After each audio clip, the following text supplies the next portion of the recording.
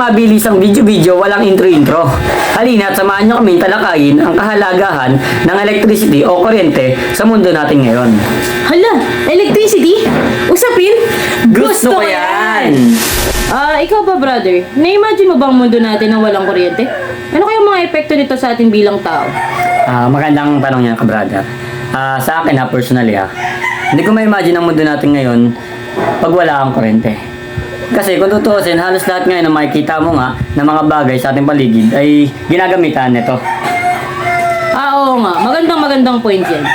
Kaya ngayon, samahan nyo kaming panoorin ang iba't ibang maaaring epekto ng pagkawala ng kuryente sa iba't ibang aspeto o estado ng pamumuhay. Let's go!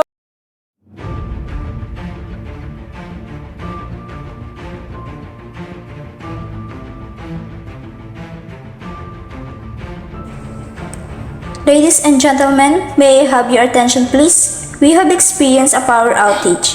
The situation is critical. Without power, we are losing control over other satellites and there is a risk it could crash or collide with other objects in space. Like this.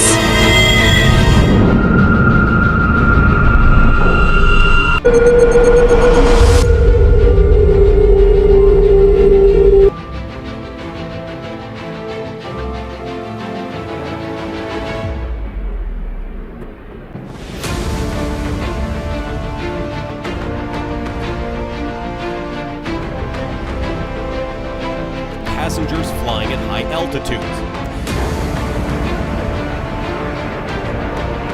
We're losing electrical power. Check the backup system.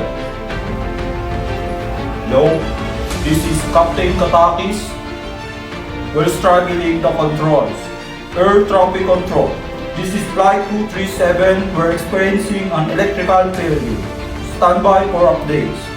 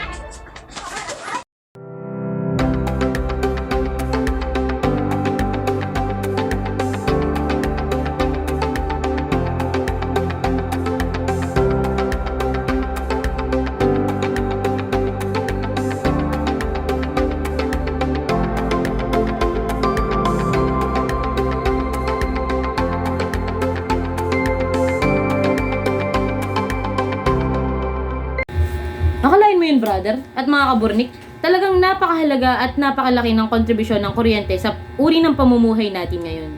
Nakita mo naman, brother, pati na rin kayo mga kaburnik, talagang halos katumbas na ng buhay ang kahalagahan ng kuryente sa ating panahon ngayon. Pero kung ikaw ang papipiliin, alin ang mas gusto mo?